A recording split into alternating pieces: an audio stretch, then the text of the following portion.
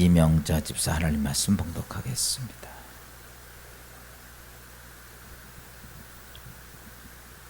오늘 하나님의 말씀은 요한복음 7장 37절에서 39절 말씀입니다. 요한복음 7장 37절에서 39절 말씀입니다. 봉독하겠습니다. 명절 끝날 곧 큰 날에 예수께서 서서 외쳐 이르시되 누구든지 목마르거든 내게로 와서 마시라. 나를 믿는 자는 성경의 이름과 같이 그 배에서 생수의 강이 흘러나오리라 하시니 이는 그를 믿는 자들이 받을 성령을 가리켜 말씀하신 것이라. 예수께서 아직 영광을 받지 아니하셨으므로 성령이 아직 그들에게 계시지 아니하시더라. 아멘. 인사합시다. 사랑합니다. 행복하소서. 성령 충만 받읍시다.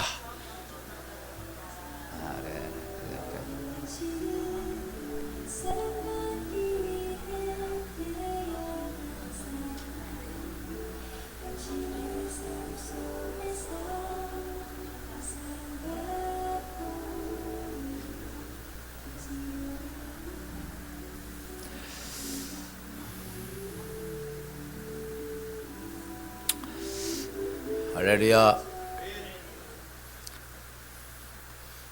어떻게 축구 보고 여태까지 자시는 분들이 꽤 있는 것 같으네. 그래요. 그래도 제가 보니까 비록 졌지만 잘한 것 같아요. 그렇죠? 우리 젊은 아이들이 가서 오늘 성령 강림주의 둘째 주일을 맞습니다. 여러분에게 하나님의 성령의 은혜가 함께하고 주의 축복이 있기를 주함으로 축원합니다. 우리가 세계적인 명작 중에 하나인 해밍웨이가 쓴 노인과 바다라고 하는 책이 있습니다. 아마 우리 젊은 아이들은 읽어봤을지 모르지만 아주 명작 중에 명작이죠. 한때 잘 나가는 어부가 한 분 있었습니다. 선운이자 어부였습니다. 젊었을 때는 아마 유능한 어부였고, 그러던 어느 날 나이가 많이 들었습니다. 그러면 조그만 자기 배를 가지고 나가서 고기를 잡아서 건건히 자기의 삶을 영위해가는 한 어부였습니다. 그런데 참 불운하게도 84일 동안을 나가서 고기를 잡았지만 고기를 하나도 잡지를 못했습니다. 늘 빈손이었고 고기 잡지 못했던 이는 모든 사람 보기도 부끄럽게 생각이 들 만큼 그런 모습을 가지고 살았죠. 그러다가 어느 날 84일 만에 낚싯바늘에 묵군한 게 하나 잡혔습니다. 그 줄을 잡아당기면서 이 노인은, 어부는 야, 대단히 큰 고기가 잡혔구나 라고 느꼈습니다. 그 잡힌 고기가 청새치라고 하는 아주 굉장히 큰, 이 할아버지가 타고 있는 배보다 더 큰 청새치였습니다. 힘이 얼마나 센지 아마 깊이 걸렸던 낚싯바늘을 끌고 이 할아버지와 사투를 벌입니다. 하루를 끌고 다니고 이틀을 끌고 다니고 3일 만에 끝내는 이 청새치를 이 할아버지가 케어를 시키면서 이게 끌고 다니다가 지쳐가지고 있을 때 이 할아버지는 이제 그걸 끌어당겨 가지고 자기 배 옆으로 끌어놓습니다. 근데 거의 지쳐 있는 청새치에게 작사를 통해서 정확히 가슴, 심장을 찔러서 죽이고, 그래서 그 어마어마한 고기를 배 옆에 붙잡아 맵니다. 배보다 더 큰 고기였습니다. 84일 만에 유능한 어부여가 아무것도 잡지 못했다가 정말 큰 고기, 자기 평생에 이렇게 큰 고기 잡은 적이 없는 큰 고기를 옆에 주고서 이제 금이 환영할 수 있었다라고 생각이 들었습니다. 그래가지고 끌고 오는 도중인데 작살에 의해서 심장에 찔렸던 이 큰 물고기가, 청새치가 거기서 피가 쫙 쏟아져 나오니까 피냄새를 맡았던 상어떼가 몰려들기 시작을 합니다. 상어떼들이 이구 쪽에서 몰려드니까 이 할아버지는 이제 어떻게 해야 할까?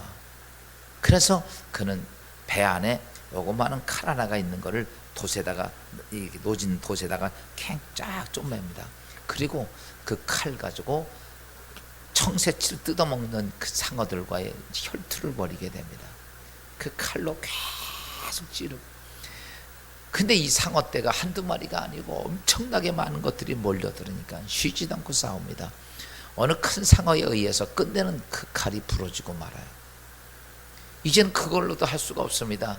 그는 돛을 가지고 또 계속 하지만 그것도 부러집니다. 안 되니까 거기에 몽둥이 하나 가지고 청새치를 뜯어먹는 그 상어들과의 혈투를 벌입니다. 얼마나 오랜 시간이었는지 알 수 없어요. 지쳐있던 할아버지 어느덧 오다 보니까 자기가 사는 고향 부두에 가까이 왔습니다. 너무 피곤하고 너무 힘들고 그래요. 그랬던 이 할아버지가 딱 배에서 내리면서 딱 보니까 그렇게 큰 청새치가 이제 머리만 남고 몸뚱아리에 살은 다 하나도 없고 뼈다구만 남아있는 거예요. 그 모습을 가지고 할아버지가 집에 들어가서 골아 떨어지죠. 해밍웨이가 썼던 노인과 바다의 모습, 여러 각도에서 의미를 주는 참 좋은 소설이지만 저는 이 소설을 가만히 보면서 이런 생각을 합니다. 인생이 뭘까? 인생은 이 할아버지처럼 높은 파도와 또 수없이 많은 고난과의 싸움이다. 그래서 열심히 싸워서 무엇인가 하나 큰 청새치 같은 거를 잡아놓아서 이제 된 것 같은데, 이제 이만큼이면 괜찮은데, 이만큼이면 할 만큼 했는데 이상하게 또다시 상어떼들이 몰려오는 것처럼, 그래서 이만큼 싸워서 쌓아놨는데 그 다음엔 더 큰 싸움이 인생의 삶 속에 계속 밀려온다는 것이죠. 제가 이렇게 이 말씀을 드리면 여러분 주마등처럼 생각나는 것이 있을까요? 아, 이것만큼 해서 이만큼 올려놨더니 또다시 많은 상어떼 같은 더 큰 싸움이 우리 인생의 삶 속에 계속 몰려들어. 안할 수 없으니까 있는 길을 쓰고 정말 목숨을 걸고 혈투를 벌이며 싸우다 보니까 이제 무엇인가 다 와서 보니까 나이는 늙고 있는 거는 항상 뼈밖에 남지 아니하는, 뼈다구밖에 남지 아니하는 이 노인과 같은 삶이 곧 우리의 삶이 아닌가. 여러분, 이 땅의 삶이 우리는 늘 높은 파도와 이렇게 무엇인가 얻기 위해 싸움이고, 또 얻은 것을 지키기 위해서 또 심한 혈투의 삶이 우리의 삶 속에 날마다 있어요. 어떤 분들은 이렇게 생각을 합니다. 그래, 내 대만 고생하면 내 후손들은 안 하겠지 라고 생각하고선 그 선조들이 열심히 생명 걸고 쌓아놓지만, 여러분 놀라운 사건이 뭔지 아십니까?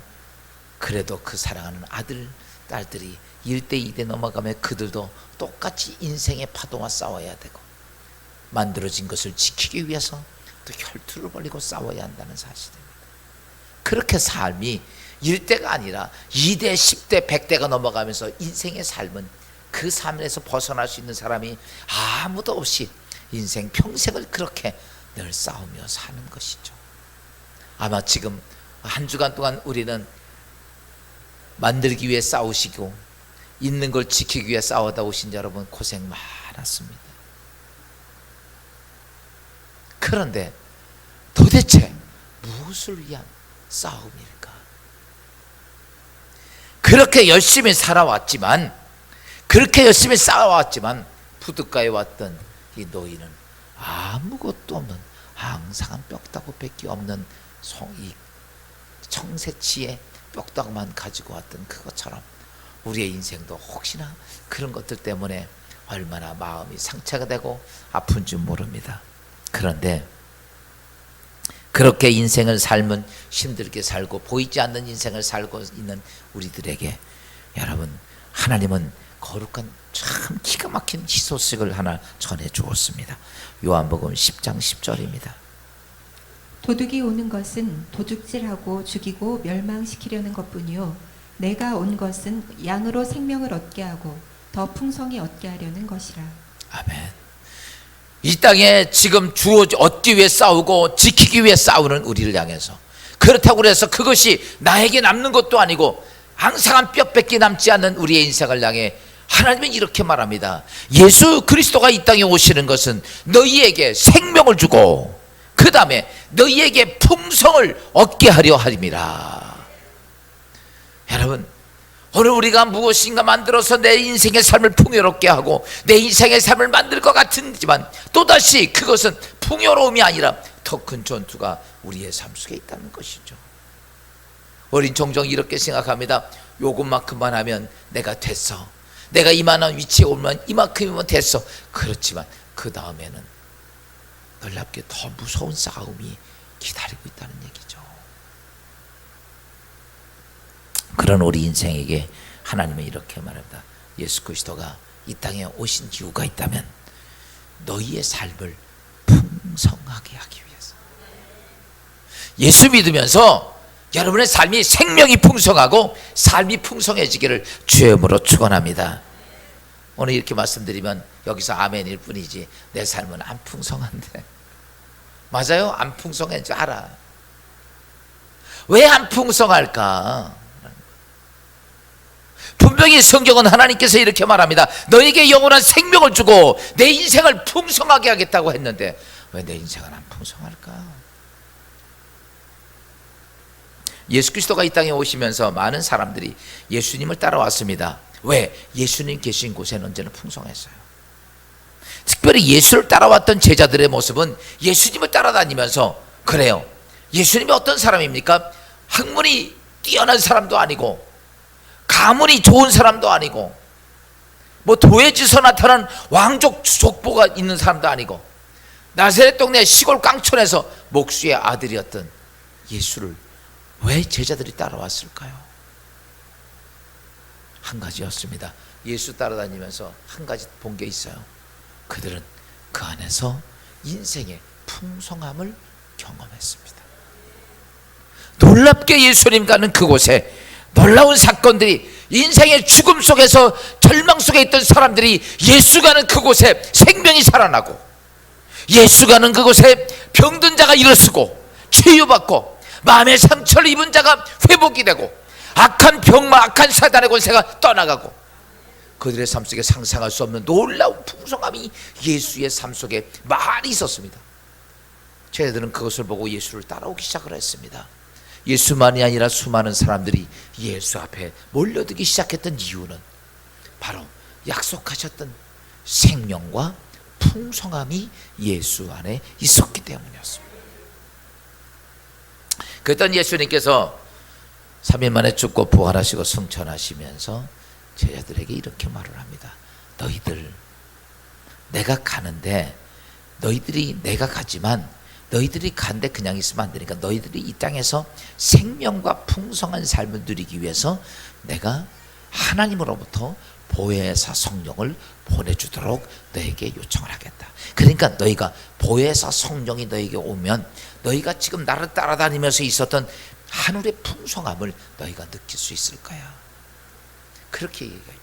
그런데 예수님의 제자들의 삶을 보면 어떠냐면 예수님 따라다닐 때는 진짜 하늘의 풍성함을 예수님 따라다니면서 경험했습니다. 근데 예수님 죽고 나서 부활하시고 승천하실 때까지는 그 기간은 그걸 못 느꼈습니다. 그러니까 제자들이 어때요? 숨어 있었고 두려워했고 그 다음에 다시 원래 세상으로 돌아갑니다. 고기 잡으러 돌아갑니다. 그들을 향해 예수님이 하신 말씀이 그겁니다. 너희들, 내가 너희와 함께 있을 때 너희가 풍성함을 누렸지만 내가 가지만 너희가 누가 오시면 성령이 오시면 너희들이 무엇을 느낄 거냐면 생명과 풍성함을 너희가 느낄 것이다. 경험할 것이다. 누릴 것이다 라고 얘기를 합니다. 그래서 제자들은 그때마다 무슨 생각을 하냐면 그렇구나. 주님께서 우리에게 약속하신 보혜사 성령, 그 하나님이 오시면 다시 우리의 인생의 삶이 풍성함을 누릴 수 있다는 믿음을 갖고 그들은 오순절날이 이르기까지 기도하기 시작합니다. 그리고 오순절날의 이름에 그들에게 성령의 불길이 그들 머리에 임하게 되고 제자의 삶은 그때부터 하늘에 풍성함이 임하게 됩니다. 3,000명 5,000명이 그들 앞에서 회개하고 하나님의 기적과 표적이 그들의 기도와 선포 속에 놀랍게 나타난 사건들을 그들이 느낍니다. 다시 바꿔서 말하면 하늘의 풍성함이 그들이 경험을 합니다. 사랑하는 성도 여러분, 이런 축복이 있기를 주여으로 축원합니다. 이것에 대해서 스가랴서 4장 6절은 이렇게 말씀하고 있습니다.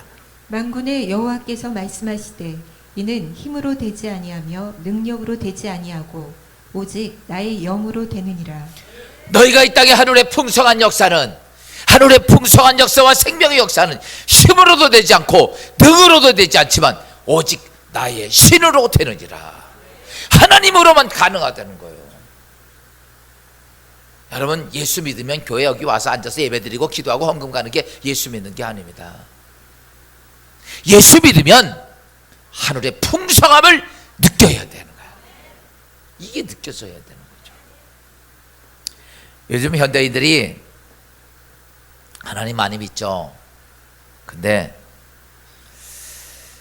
그 중에는 하나님의 풍성한 삶을 누리는 사람이 있고 전혀 못 누리는 사람이 있어요. 여러분 스스로가 한번 나에게 물어보세요. 나는 하늘의 풍성함을 누리고 사나? 나는 못 누리고 사나? 그러면 보세요. 똑같이 예수 믿으면서 어떤 사람은 그 풍성함을 누리는 사람은 뭐고 못 누리는 사람은 뭡니까? 예배드리고 기도하고 말씀 듣지만 여러분, 누리는 사람과 못 누리는 사람의 차이점이 정확히 있습니다. 풍성한 삶을 누리는 사람은 어떤 영에 속한 사람이고 풍성함을 누리지 못하는 사람은 육에 속한 사람입니다. 이런 거죠. 영에 속한 사람이 누구고 육에 속한 사람은 누구냐라고 말하면 이런 거죠. 육에 속한 사람은 이런 거예요. 이 땅에 살면서 세상에 있는 것, 다시 바꿔서 말하면 이 땅의 모든 것들, 이 땅의 삼남한사에 있는 모든 것들이 힘이고, 그러다 보니까 신앙생활을 해도 교리가 힘이고 여러분 논쟁이 힘이고 이론이 힘을 내세우는 사람들입니다. 이 사람들이 영의 육에 속한 사람들이야. 여러분 잘 아셔야 돼요. 하나님의 영이 없이 이 성경만 붙잡고 있으면 뭐에 속한 사람이야? 육에 속한 사람이야. 이 성경, 이 하나님 말씀인데? 아닙니다. 여러분 아무리 성경을 잘 알고 있어도 이론적이고 신학적이고 이것만 갖고 있으면 육에 속한 사람입니다. 성경에 보면 하나님 말씀을 잘 알고 있는 아볼로 보세요. 아볼로. 하나님 말씀을 잘 알고 어려서부터 능변이 뛰어나고 하나님 말씀을 잘 알고 모태신앙이고, 근데 하나님의 영이 없으니까 육에 속한 사람이 아무것도 안 되는 거, 아무것도. 그런데 영에 속한 사람은 어떤 것이냐라고 말하면, 영에 속한 사람은 여러분 그 사람들은 누구를 붙잡은 사람이냐면 하나님께서 약속하신 보혜사 성령을 붙잡은 사람들이에요. 누구 붙잡은 사람이요? 보혜사 성령을 붙잡은 사람. 그러니까 오늘 우리가 믿음의 신앙생활하면서 우리가 성경 잘 아는 것도 필요합니다. 성경 공부도 중요합니다. 근데 누가 없으면 안 돼? 성령 하나님이 없으면 안 되는 거예요. 영에 속한 사람과 육에 속한 사람의 차이점은 하나가 그겁니다. 많은 사람이 예수를 믿으면서 나 성경 잘 알아. 여러분 백날 알고, 여러분들이 마귀보다 더 잘할까요? 마귀가요 성경 더 잘합니다. 여러분보다 훨씬 잘합니다. 우리보다 마귀는요 성경 박박사들이요. 성경 안다고 뭔 얘기하지 마세요. 마귀 더 잘 알아. 그런데 문제는 뭐냐면 마귀는 여러분 성경은 잘 알지만 그 안에 누가 안 들어가셔? 성령 하나님이 안 들어가시는 거예요. 그러니까 마귀는 아무리 성경을 알고 있어도 말씀의 힘이 능력이 안 되는 거예요. 그런데 내가 성경을 잘 알지 못해. 그래도 여러분 성령 하나님이 오시면 오늘 조그만 하나님 말씀 하나만 들었는데도 거기에 하나님의 풍요로우심과 하나님의 역사와 기적이 거기에 있다는 거예요. 오늘 우리는요 종종 잘 말씀해서 우리가 종종 그래요. 말씀 아는 건 필요합니다. 근데 성령 하나님이 없이 하나님 말씀은요 아무것도 아닙니다. 아무것도 아니야. 그냥 책에 불과해. 책에. 그래서 많은 사람이 하나님 말씀을 붙잡고 있지만 하나님을 만나지 못하는 거예요. 그 육에 속한 사람이야. 그러다 보니까 이론만 앞세우고 성경만 이야기만 하고 그것만 내고 아무것도 얻는 것이 없는 신앙의 공고한 신앙의 모습을 갖게 됩니다. 영에 속한 사람들은 여러분 종교를 붙잡지 않고 교리를 붙잡지도 않습니다. 누구 붙잡아요? 성령을 붙잡는 거야. 성령 붙잡는 사람들입니다. 초대교회가 이렇게 성도들이 뭐 말씀 붙잡고 이러지 않았습니다. 초대교회가 보세요. 성령 받을 때 다른 거 하지 않습니까? 기도에 힘쓰니라. 그리고 성령이 임하니까 할렐루야. 그날 안에 하나님의 놀라운 표적과 기사와 풍요로움이 그들의 삶 속에 있습니다. 요에서 2장 26절은 이렇게 말씀하고 있습니다. 그 후에 내가 내 신을 만민에게 부어주리니 너희 자녀들이 장래일을 말할 것이며 너희 늙은이는 꿈을 꾸며 너희 젊은이는 이상을 볼 것이며. 아멘. 그 후에, 이건 예수님 오시기 전에 예언된 말씀인데 그 후에가 언제냐면 예수님이 이 땅에 오셔서 십자가에 죽고 부활 승천하시고 난 다음에 그 후에 하나님이 내 신을, 누구를? 내 신이 누구야? 성령 하나님을 너에게 보내줄 텐데. 할렐루야. 그러면 뭐라고 하냐면 젊은이들은 장래일을 말할 것이고 늙은이는 꿈을 꿀 것이고 그 다음에 자녀들은 장래일을 말하고 늙은이 꿈을 꾸고 젊은이들은 이상을. 이게 무슨 얘기냐면요, 앞으로 하나님께서 행하신 일들이 너희 안에 다 보여지는 거야. 늙거나 젊거나 어리거나 장래일이 보이고 이상이 보이고 꿈이 꿔지는 이상의 하나님의 놀라운 역사가 하나님의 신이 임하게 되면 그것이 임하게 돼. 이게 뭐냐라고 말하면 이렇게 표현합니다. 오늘 요한복음 7장 38절 이렇게 말씀하고 있어요. 나를 믿는 자는 성경의 이름과 같이 그 배에서 생수의 강이 흘러나오리라. 아멘. 다시 바꿔서 말하면 하나님의 영이 임하면 그렇게 말합니다. 너희 안에 거룩한 생수의 강이 흘러 넘치리라. 여러분 예수 믿으면서 한번 따라서 합시다. 하나님, 내게도 생수의 강이 칼칼 흘러 넘치게 하옵소서. 예수 믿으면서 이거 한번 해봐야 되는 거 아니냐고. 그냥 와서 그냥 앉아서 그냥 예배드리고 밥이나 한 끼 먹고 그냥 가지 말고 내 심령 속에 생수의 강이 막 넘쳐나게. 여러분 생수의 강이 넘쳐나는 게 이해가 잘 안 되죠. 우리 한강은 그냥 쫙 흐르는 강이고 낙동강도 그냥 흐르는 강이고. 그 이스라엘에 가면, 지난번에 성지순례 가신 분이 보신 분들은 봤는지 모르지만 그 바데스 가네아 지방, 그 바데스 바네아에 가면, 아니 바데스 가네아가 아니라 그게 어디죠? 바데스 가네아, 막 솟아난 데가 거기 말고요. 그것도 생수의 강인데 저기 그 이스라엘에 보면 헐몬산이 있어. 헐몬산. 거기에 가데스 바네아죠. 맞아. 거기에 그 밑창에 보면 물이 그 요단강을 끌고 가는 그 물이요, 막 흘러내려오는 물이 아닙니다. 그 헐모산 밑창에 큰 굴같이 생긴 군역들인데 거기서 물이 콸콸콸 나와. 흘러내오는 물이 아니에요. 그게 요단강을 끌고 가는 거예요. 이렇게 얘기하면 이해가 안 가는데 가봅시다. 가보라고. 대답을 또 안 해. 여러분, 제가 가자 그러면요 그냥 가요. 이 생각 저 생각하면요 아무것도 못해요. 그리고 갔다 온다고 내가 죽을 것 같아? 아니요. 망할 것 같아? 안 망해. 문제가 생길 것 안 생겨요.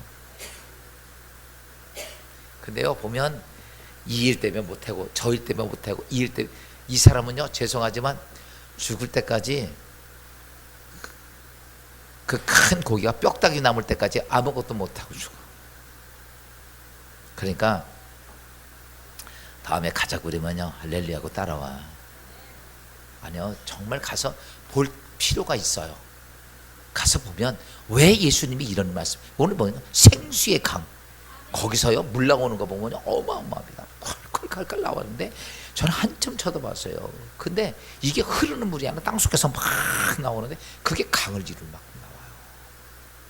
오늘 성경이 이렇게 말합니다. 하나님의 영이 너에게 임하시면 생수의 강이 흘러나리라. 할렐루야.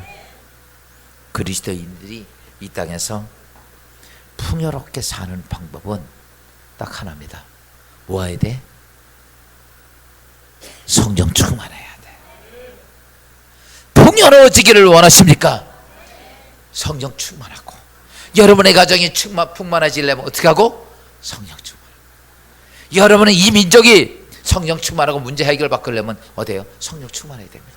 그러니까요 한번 해보고 얘기해. 해보고 안 해보고서 뭐 성령 충만하면 밥이 주냐 돈이 주냐 뭐가 되냐. 한번 해보구나 해서 없으면 없다고 그러지. 해보지도 않고 무조건 없다고 그러고. 보세요, 하나님의 영이 임하신 곳에는 언제나 하나님의 생명과 풍성함이 따라왔습니다. 이 땅의 풍성함의 반대는 빈곤인데 언제 오셨습니까? 인간이 죄를 범하고 하나님 떠나니까 인간에서 생명의 빈곤함이 찾아오죠. 물질의 빈곤함이 찾아오죠. 연약함이 계속 부족함이. 여러분 인간이 하나님을 떠나고 나서 하나님이 없는 속에서 인간은 빈곤함이 찾아온 거예요. 그런데 하나님께서 다시 우리 가운데 오시면 오늘 성경 이렇게 말하고 내가 너에게 다시 오는 것은 너희에게 생명과 풍성함을 주려고 왔다. 이 축복을 누려봐야지. 노인과 바다처럼 노인처럼 그렇게 살지 맙시다. 그렇게 살고 싶어요?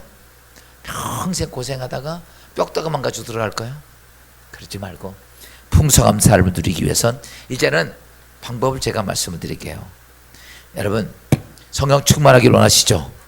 그러면요 하나님 성령 내게 주십시오. 그래서 성령 오는 건 아니야. 성령이 오시려면 체질이 바뀌어져야 됩니다. 체질이 안 바뀌면 안 돼요. 우리가 사람이 질병이 일어나는 것이 자꾸 체질이 변질이 돼서 그런다. 바뀌어져서 그런다는 거야. 아이들은 질병이 없죠. 이게 나이가 들면서요 자꾸 체질이 우리 먹는 거 뭐 이 땅 환경 조건에 대해서 우리 체질이 자꾸 바뀌어요. 이게 제 체질이 제가 좀 가벼워요. 이렇게 그래가지고 하나님께서는 돌을 자꾸 만들으셔. 그래서 몇 년에 한 번씩 돌을 깨트리거든요. 제가. 근데 돌 깨트리는 것도 그것도 힘들더라고. 아프고 그래가지고 하나님께 기대서 하나님 돌 좀 그만 깨트렸으면 좋겠습니다. 예전에 한 3년에 한 번 정도는 깨트렸는데 요즘은 7년 됐는데 아직 안 깨트려서 안 생기더라고. 체질이 좀 바뀌어진 것 같아. 이게 안 바꿔지면요 안 돼요. 병이 병 걸리잖아요. 병 낫기를 원하십니까? 체질이 바꿔줘야 돼. 전에 권사님 누가 그런 얘기를 어떤 분이 암이 걸렸는데 얼마 아니면 죽는다고 그랬던 분이 뭐 질경이를 갖다가 매일 끓여서 먹었더니 계속 물처럼 마셨더니 그 병이 싹 낫고 지금까지 건강에 살아있다고. 이게 왜 그러냐면요 체질이 바뀌어져서 그래요. 체질이 바뀌어지면 병이 치유가 됩니다. 근데 그러니까 어떤 사람이 이렇죠. 아이고 저 원추리 삶아 먹었더니 낫다. 그래서 나도 원추리 삶아 먹으면 낫는 게 아니야. 그 사람은 그걸로 그 체질이 바뀌어지는 거지 다 그 병이 낫는 건 아니더라고. 자기 몸에 체질이 바뀌어지는 게 있어요. 여러분 체질이 안 바꿔지면 안 되거든요. 여러분 이 땅의 삶도 마찬가지입니다. 교회도 마찬가지고 가정도 마찬가지고 사회도 마찬가지입니다. 병든 사회, 요즘 사회가 병들었습니다. 그래가지고 이 병든 사회를 고쳐보려고 나라에서 법도 만들고 규정도 만들고 무질서의 파괴 혼돈 이런 거를 만들려고 별거 다 만듭니다. 근데요 만들면 여러분 사회가 범죄를 막으려고 법을 자꾸 만들어 놓으면 범죄가 없어집니까? 여러분 법을 만들어 놓으면 잠깐은 돼, 조금은 돼. 근데 다시 원점으로 돌아. 세상이 그래요. 그러다 보니까 법은 잔뜩 만들어 놨는데 그런데 여러분 살면 정말 힘들어. 그렇다고 해서 그런 범죄가 없냐면 이상하게 더 많아져요. 참 놀라워요. 요즘 우리가 운전 막 하고 그러면은 막 걸리죠. 예전에 안 그러다가 그 다음에 막 뭐 하면 걸려간다고. 그거 막 잡혀가는 줄 알면서도 요즘은요 더 심해요. 그게 분명히 잡혀가는 줄 알는데도 그렇게 해요. 술 먹고 운전하면 안 되는데도 음주운전은 갈수록 많아져. 왜 그럴까요? 왜 법을 만들고 그런데도 그렇게 되냐면 체질이 안 바꿔져서 그래요. 체질이. 여러분, 하나님의 풍성한 삶을 누리려면 체질이 바꿔져야 돼. 뭐가 바꿔져야 돼? 체질이 안 바꿔져. 그러니까 이런 체질이죠. 육적인 삶이 영적인 삶으로 체질이 바꿔져야 돼. 여러분은 지금은 한번 물어볼게요. 나는 육적인 삶을 살고 있다. 손 들어봐. 창피해서 안 돼. 난 영적인 삶을 살고 있다. 제가 이제 이렇게 말씀드리지 스스로 판단을 해봐요. 뭐 손 들으라 그러면은 저기니까 스스로 알으면 돼요. 육적인 삶이 뭐냐면 이겁니다. 이 세상에 내가 삶을 살면서 돈, 권력, 지식, 명예, 이 모든 세상에 있는 것이 내 삶을 유지해가는 능력이라고 믿고 사는 사람은 육적인 삶이에요. 두 번째, 영적인 삶은 이런 사람들입니다. 하나님이 가장 전능하다고 믿고 사는 사람이 영적인 삶을 사는 사람. 우리가 이제 전자보다 후자는 아멘이 좀 커지는데, 근데 솔직히 말하면 우린 전자가 능력 있어, 후자가 능력 있어. 돈이 능력 있어, 하나님이 능력 있다고 믿어. 솔직히 말하면 우린 솔직히 말하면 돈이 능력 있다고 안 믿습니까? 여러분, 제가 왜 이 말씀 드린지 알아요? 아직도 우리가 하나님을 믿고 있지만 이 모든 것의 능력자는 하나님이라는 사실을 우리 인정을 못할 때가 많습니다. 의사의 말보다 하나님의 말씀이 능력 있다고 안 믿습니다. 문제가 생기면 하나님이 이렇게, 그거는 버려도 의사가 이렇게, 그러면 그 말을 믿습니다. 우리는. 이게 뭐냐? 육적인 삶을 내가 살고 있는 거야. 많은 사람이 이렇게 말하죠. 하나님 믿으면 돈이 생겨, 밥이 생겨, 이런 얘기하죠. 그러나 영적인 삶은 이렇습니다. 무슨 소리야? 하나님은 이 땅에 전능의 능력을 가지고 있는 분이에요. 세상은 다 안 돼도 하나님은 전능자야 라고 믿고 살고 그렇게 행하는 사람이 어떤 영적인 삶이야. 근데 이게요, 이게 제정신 갖고 돼, 안 돼?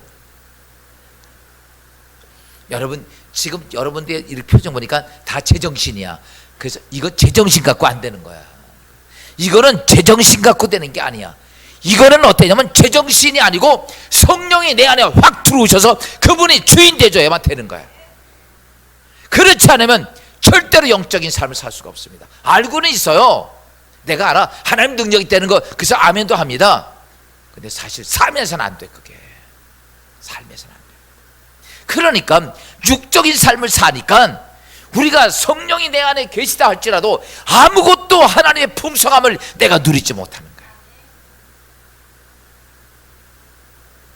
사랑하는 여러분, 지금 여러분들이 돈이 능력 있고 권력, 심, 세상 것, 의학, 이것이 능력 있다고 믿는 것 잘못된 게 아니야. 따라서 합시다. 그게 정상이다. 정상이요. 다 그게 정상이야. 이제는 우리가 보세요.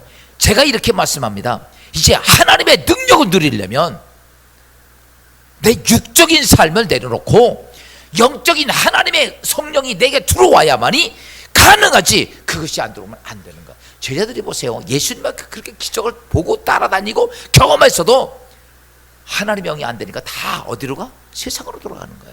돈 몇 푼에 다 팔아버리고 돈 때문에 넘어가 버리는 거야. 그러다가 성령이 임합니다. 그러니까 어떻게 돼요?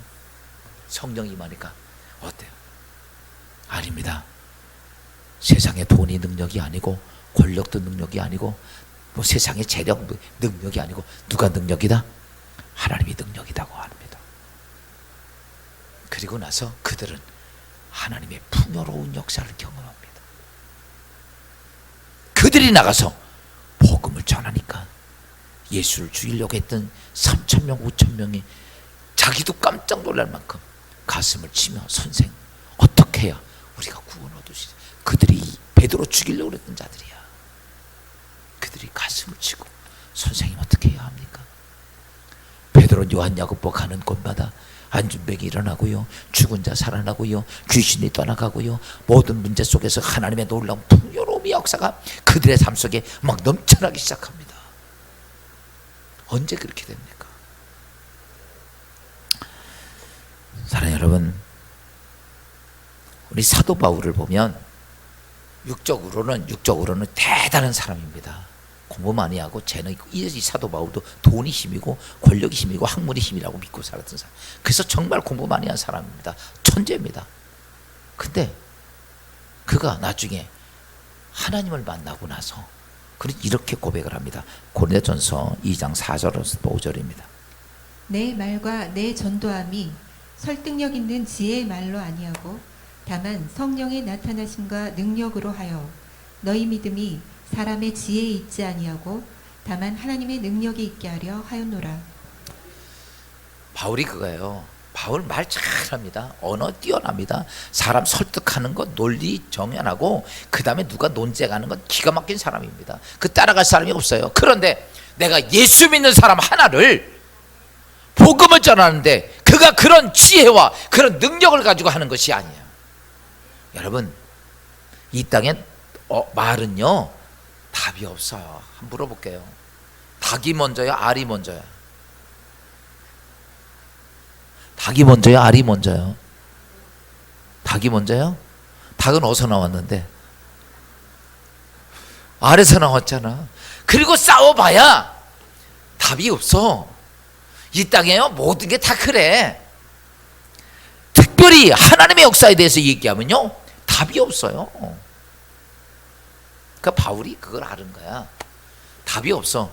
근데 이렇습니다. 바울이 신나게 논쟁을 해봐야 답도 없는 거가 싸웁니다. 하나님이 어디 계시냐 어떠냐 이거 백날 얘기해봐 소용도 없어. 필요 없어. 오늘 바울이 병든 자를 향해 나사렛 예수의 이름으로 일어나 걸어라 그랬더니 안진뱅이가 일어나서 걷고, 악한 귀신들 너 귀신아 나가 그랬더니 귀신이 나가고, 죽은 자가 살아나고. 할 말이 있어 없어? 할 말이 있어 없어? 없어요.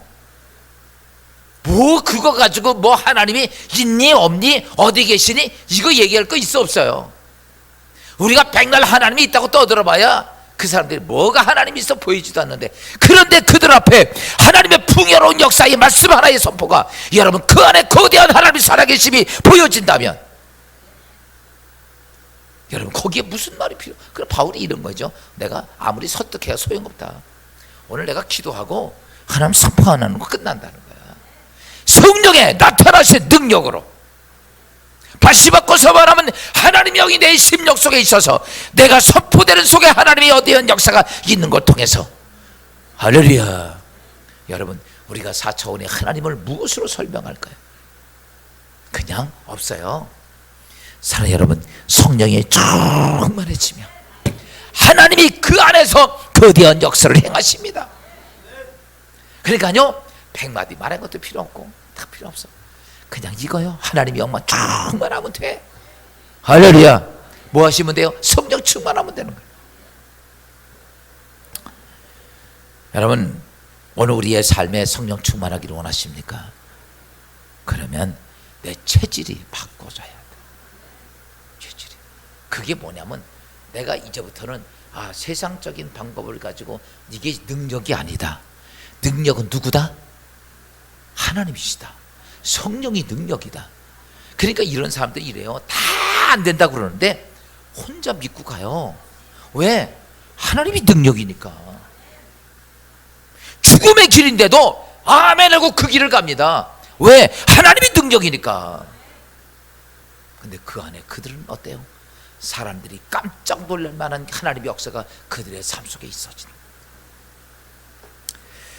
그러면 그런 하나님의 체질이 바뀌어지기를 원해요 안 해요? 원하죠. 굴뚝같이 원하지.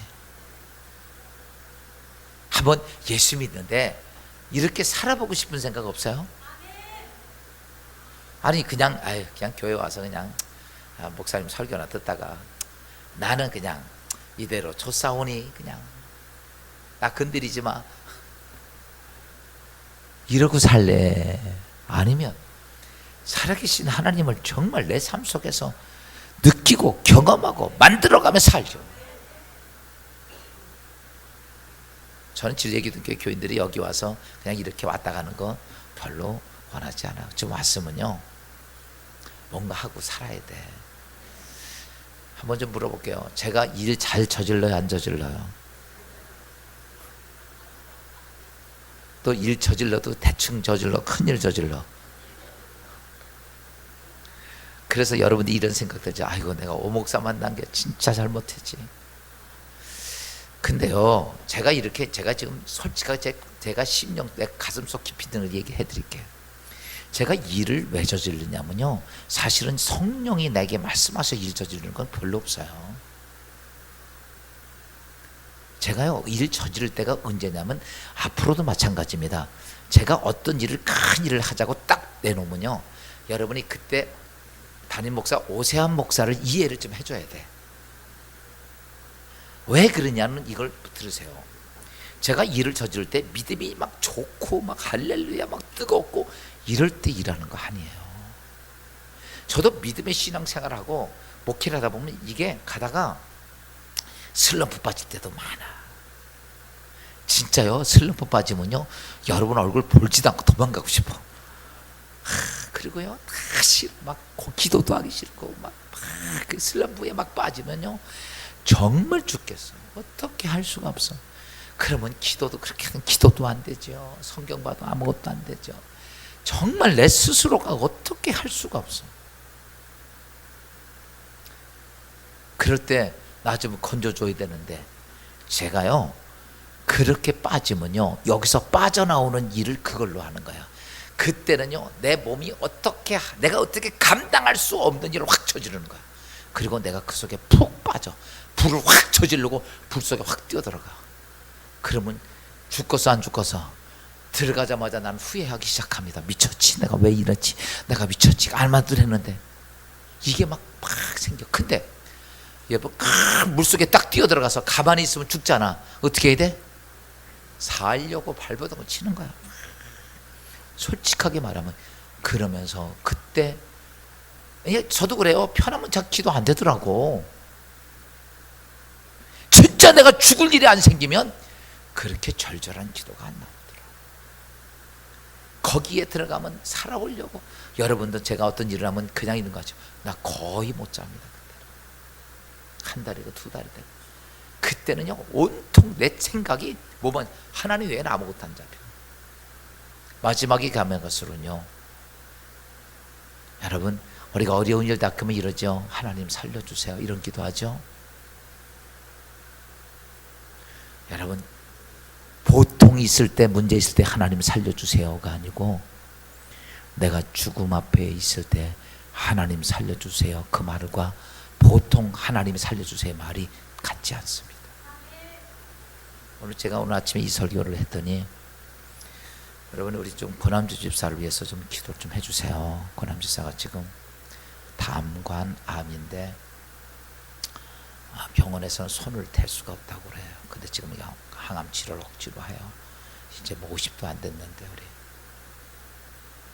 아침에 일부 예배 나와서 예배 드리고 갔는데 오늘 나가면서 나보고 그래요.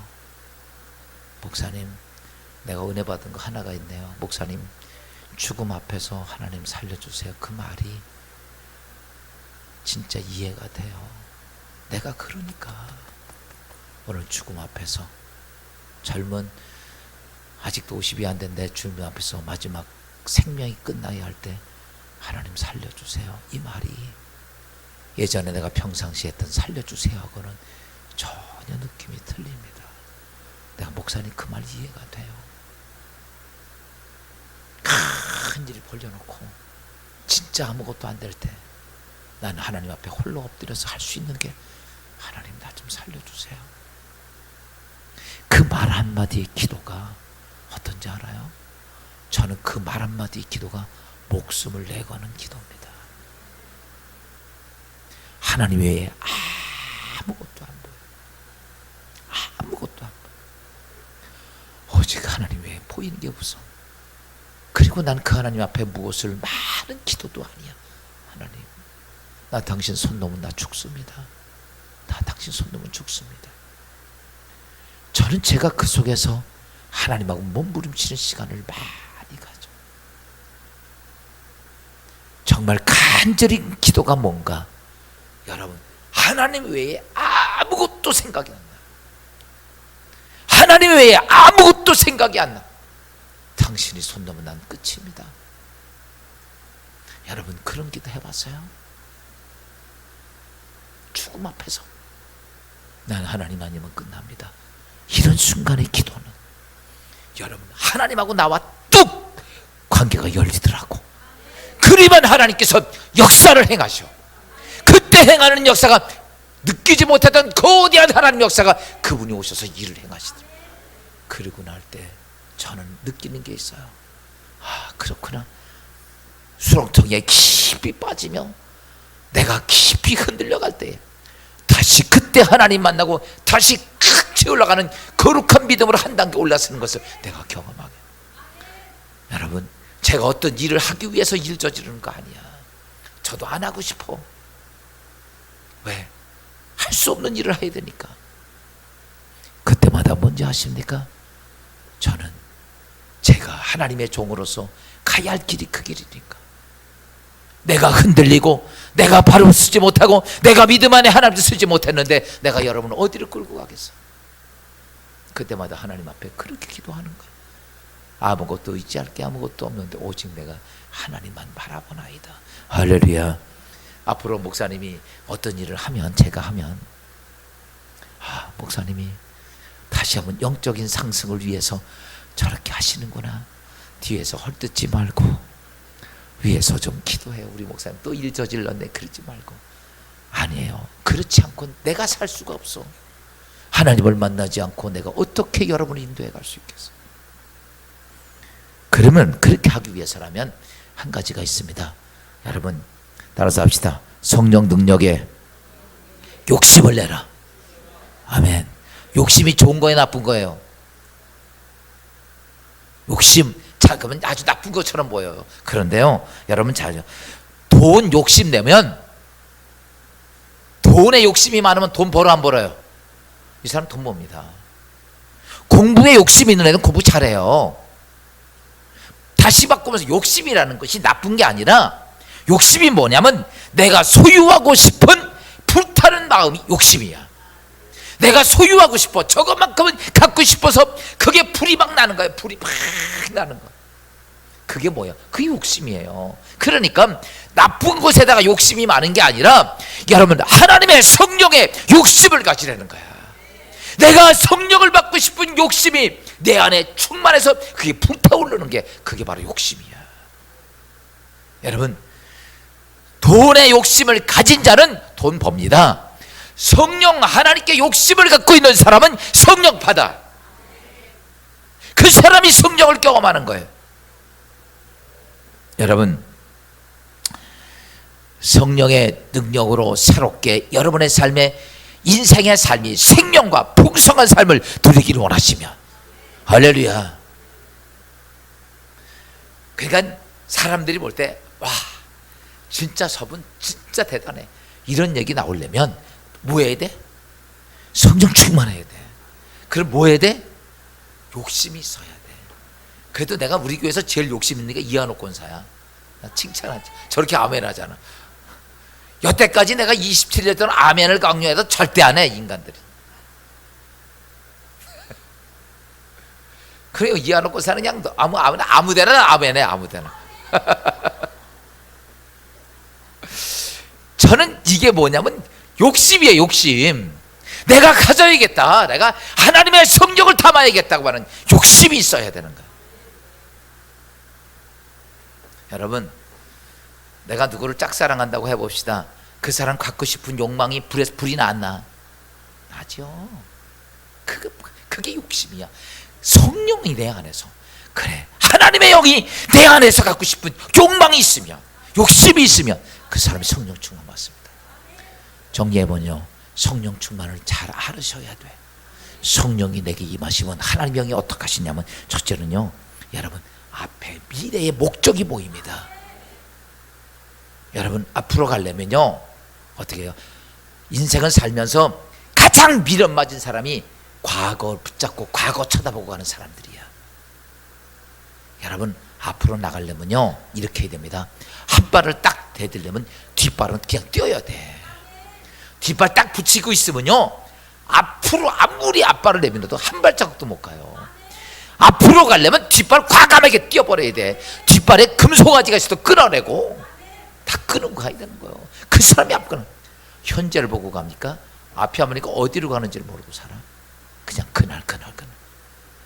그런데 성령이 임하시면 내가 오늘 어디로 가야 하는지 알아. 오늘 내가 예배를 드리고 기도하고 내 인생의 삶을 돈을 벌고 일을 하면서 어디로 가야 하는지 그 사람은 안다고. 이게 언제냐면 성령이 임하면 알아. 그래서 성령이 임하면 뭐예요? 자녀들은 꿈을 꿀 것이고 늙은이는 자녀들은 이상을 볼 것이 장래일을 볼 것이고 꿈을 꾸고 이상을 갖는다는 거예요. 이게 장래일을 보는 거예요. 여러분 이런 축복이 있기를 주님으로 축원합니다. 또 성령이 임하게 되면 이렇습니다. 모든 두려움을 이기는 도전할 수 있는 담대함이 옵니다. 할렐루야. 여러분 큰일을 저질다 그러면 무서워 안 무서워? 그거 하려면요 성령이 임하면요 담대해집니다. 그게요 아무리 큰일도 그 안에 손바닥 안에 딱 들어와. 손바닥 안에. 이 손바닥 안에 들어온 거 못해? 이게 그것만 보니까 아이고 난 저거 못해. 근데요 아니에요. 성령 충만하면 아무리 큰 보세요. 하나님의 능력인데 손바닥 안에 있어. 손바닥 안에. 빈대떡만 해. 빈대떡. 여러분 성령 충만하면 어떤 줄 아십니까?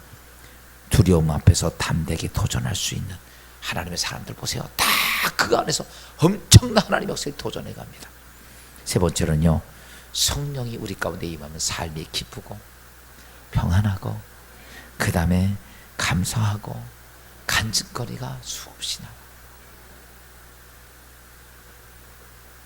갈라디아서 성령이 임하면 사랑과 희락, 화평, 자비, 양성, 충성, 온유, 절제니 이 같은 것을 금지할 법이 없느니라. 정리합시다. 여러분 성령 충만해야 돼 안 해야 돼요? 한번 뭐 신앙생활 다 내려놓고 내가 한번 성령 충만 받아야겠다. 할렐루야. 한번 내가 그런 욕심이라도 생겨서 하나님의 거대한 역사 속에서 여러분의 심령 속에 강같이 흐르는 샘수가 넘쳐나기를 주님으로 축원합니다. 요즘 금화 성령 집회 때 여러분들 많이 나오십시오. 정말 기도할 때야. 그리고 성령 역사할 때고. 그러니까 지난 주간에도 좀 아이들 못 나오셨는데 금화 성령 집회 때 욕심을 갖고 나오시면 하나님의 은혜가 여러분 가운데 있을 줄로 믿습니다. 이 시간